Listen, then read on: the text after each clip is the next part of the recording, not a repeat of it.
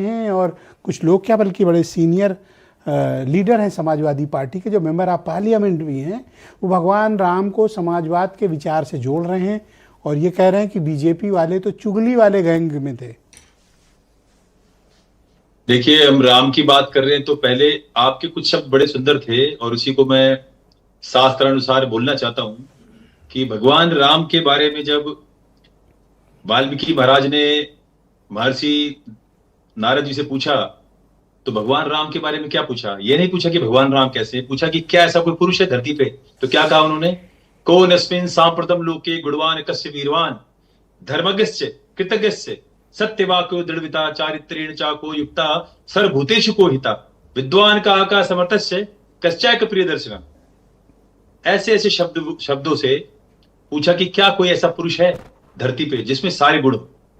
यहां तक कि राजा दशरथ ने अपना सिंहासन छोड़ने से पहले जनमानस से पूछा कि आखिर जब मैं इस पूरे शासन को, पृथ्वी को समाज धर्मानुसार चला रहा हूं, तो आपको राम राजा के रूप में क्यों चाहिए?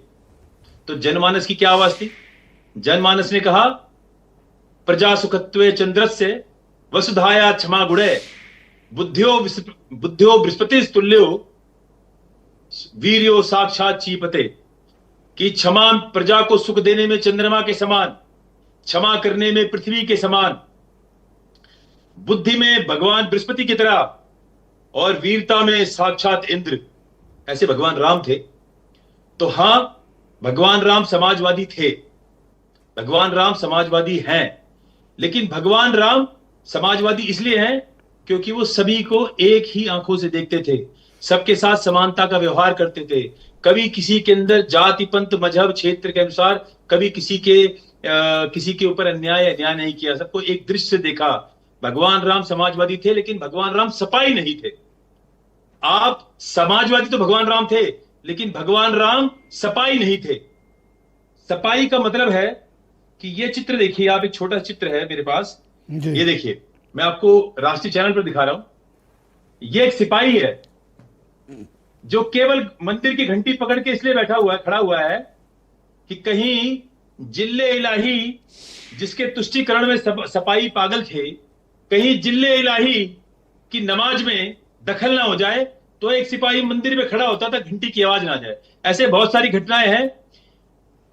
जिस समय 250 करोड़ रुपए लगा के हज हाउस समाजवादी सपाइयों ने बनाया, समाजवादी नहीं, सपाइयों ने बनवाया, उस वक्त राम का मंदिर जीर्ण सी अवस्था में एक टेंट के अंदर था। ये अपने आप को समाजवादी राम से जोड़ते हैं। अरे राम कोई एक शब्द नहीं, राम इस पृथ्वी की आत्मा है, राम सनातन धर्म की आत्मा है। राम कहने से ही ना हमारी जीवा पवित्र हो जाती है। इन्हें क्या पता राम क्या होते हैं? एक बात बता दे कोई कांग्रेसी या सपाई, कितने वकील इन्होंने लगाए कि राम मंदिर बने वहां पर।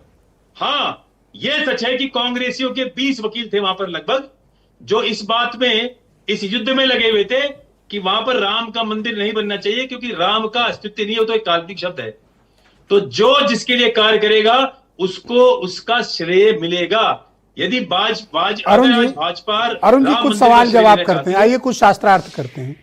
अगर समाजवादी पार्टी या उनके सांसद ये बात कहते हैं कि भगवान राम वनवासियों के थे, दलितों के थे, वंचितों के थे, शोषितों के थे, गरीबों के थे, तो इसमें क्या गलत है? इसमें से कौन सा शब्द गलत है?